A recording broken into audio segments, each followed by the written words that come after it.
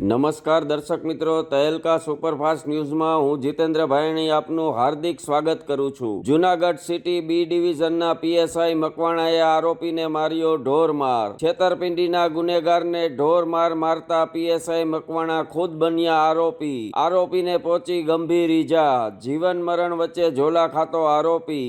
Reporter ઉમંગ Kotak. Bogus બિલિંગની આશંકાએ ભાવનગરના વડવા વિસ્તારમાં ત્રાટકતું GST. આરોપીઓના ઘરે ત્રાટકતું જીએસટી। સલીમ શેરવાણીના ઘરે હાથ ધરાયું સર્ચ ઓપરેશન। મોટા બિલિંગ કૌભાંડની આશંકા, ઘૂંટાતું રહસ્ય।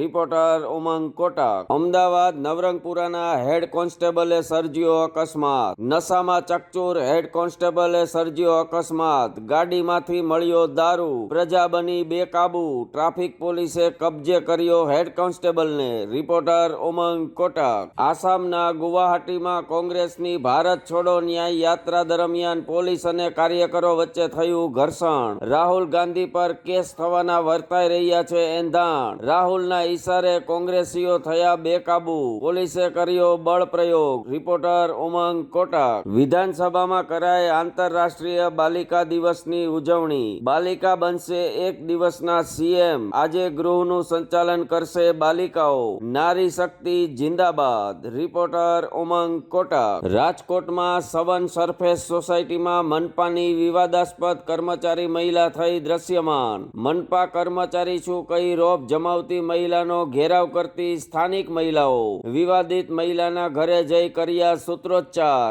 રિપોર્ટર ઉમંગ કોટક। રાષ્ટ્રીય બાલિકા દિવસને અનુસંધાને રાજકોટ જનરલ બોર્ડનું સંચાલન કરતી બાલિકાઓ પ્રજાના પ્રશ્નો ઉઠાવી કરી ચર્ચા। બાલિકાઓ પાસેથી ઘણું શીખવા જેવું સત્તાધીશોએ, ચર્ચાતો વિષય।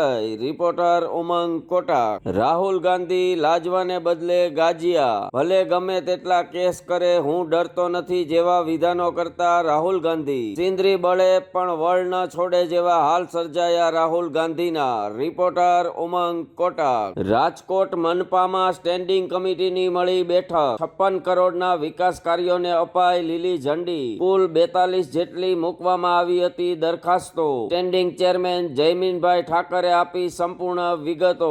રિપોર્ટર હની ગાંધી। વડોદરાના પાદરામાં રામલલ્લાની શોભાયાત્રા પર પથ્થરમારો કરનાર 13 ઈસમોની ધરપકડ કરતી વડોદરા પોલીસ। 13 આરોપીઓને આગવી ઢબે પૂછપરછ કરશે વડોદરા પોલીસ। ભવિષ્યમાં પથ્થર ઉપાડતા પણ વિચાર કરતા કરી દેશે વડોદરા પોલીસ, ચર્ચાતો વિષય। રિપોર્ટર હની ગાંધી। રામ મંદિર અયોધ્યામાં ભક્તોએ દિલ ખોલીને કર્યું દાન। એક જ દિવસમાં 3 કરોડ 17 લાખનો ચડાવો અર્પણ કરાયો રામલલ્લાને। રામ મંદિરમાં આવતા દાન પર માલિકી કોની, ચર્ચાતો વિષય।